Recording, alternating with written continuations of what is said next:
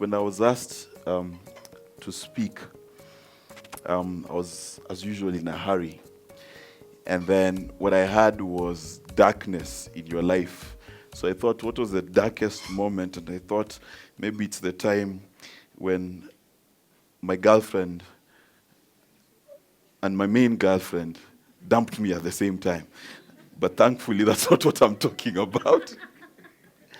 Now, about 10 years ago, a brilliant African writer did a piece called The Danger of a Single Narrative. And she spoke about the balkanization of peoples and their stories. And she basically emphasized the point that human beings are unique and their stories are unique. And as they usually say, the truth is more complicated than you think, which is true. But when I thought about what is the darkest thing for me, it was something slightly different. It's the danger of a singular idea. And I'll give you an example. If you're religious, you believe that heaven is God's home, correct? Right? Now, the problem that I have with that thought that you generally believe is that my Bible starts by saying in the beginning he created the heavens and the earth. So my question then, was he homeless before? And this is the idea that we espouse. Now, my problem with such ideas is that when you question ideas today, it is offensive. It is wrong to question. I'll give you an example.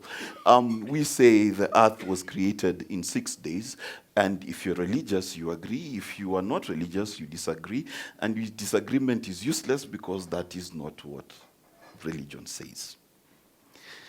Because if the days indeed were 6, then why is it that the sun and moon were created on day 4? How did we count day 1? These are the questions I ask myself. But my problem is not that religion should have diversity. My problem is that we cannot tolerate the idea that creation maybe is evolution and maybe evolution is creation. You cannot tolerate those two ideas in your head because they seem to be in conflict. But the truth of the matter is that a day for God is not defined by the rising and the setting of a thing he created, then he would fail to be God. But also, evolution is not wrong because if there was a Big Bang, then God would have caused the Big Bang. God does not need to do a thing to create. You understand what I mean? The problem is we like singular narratives. We like to box ideas. It is 2020, technology has changed, ideas have not. I will give you an example. How many of you are capitalist? You all are, you're Kenyan. You are literally engaging in capitalism by the fact that you're dressed different. But the problem is, do you know that there's another idea? How many of us entertain the ideas of socialism? Is Kenya socialist? No, it's not, but we are experimenting with universal healthcare. It is a social construct. But the fact that we refuse to espouse different ideas at the same time is shown clearly when you consider a musician called R. Kelly. Because suddenly when we found out that he has messed with young girls, suddenly you're not sure whether you like his music or not. I wonder what his music had to do with his behavior. But because we cannot tolerate that someone can be talented and bad at the same time, and it's okay to enjoy his talent without hating or agreeing with his wrong, these are the ideas we cannot mix. Ideas must be exclusive. The scientist must be fully against the religious, and the religious must be focused on his own ideas. So dangerous is the fact that ideas are singular, that today in the United States, there's tribes all of a sudden. There's a tribe called the USA, and there's a tribe called Mexicans, and we must build a wall. Now, it does not matter that the wall has been stolen by the same Mexicans many times. It's still a good idea because the real main idea we cannot challenge is white is better than black. That's really the idea.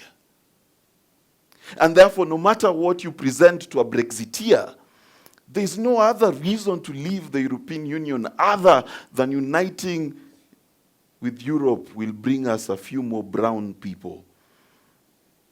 And England is for white people who colonized black people so they could be wealthy. It's a problem. Problem of a single idea is suddenly I wasn't so wise when my Instagram followers were 1,000, but I got 10,000 shillings and they can only recognize me from the back because that's the pose they know me by. But now I can give them business advice and they listen because it's a singular idea. The idea of growing our economies in Africa is lost to us for the simple reason that all our ideas come from the IMF, except if you ask which country has ever grown by advice from the IMF, the result is zero. Yet for years, African economies are based on the singular idea that the fiat system of currency works. We are obsessed on the idea of passports and arbitrary borders given to us by our colonial masters, and we confine ourselves to a territorial integrity, forgetting that every day at those very borders we walk across them as though we are going to our bathrooms in our homes. But the ideas have captured us.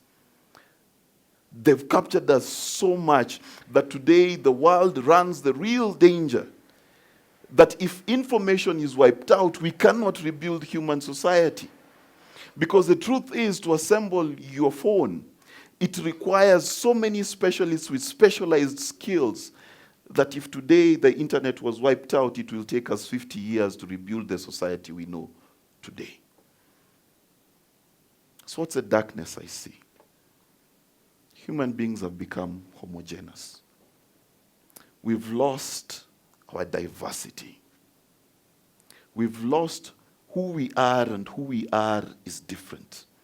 And who we are is different ideas meeting in a space, coming together and creating something new.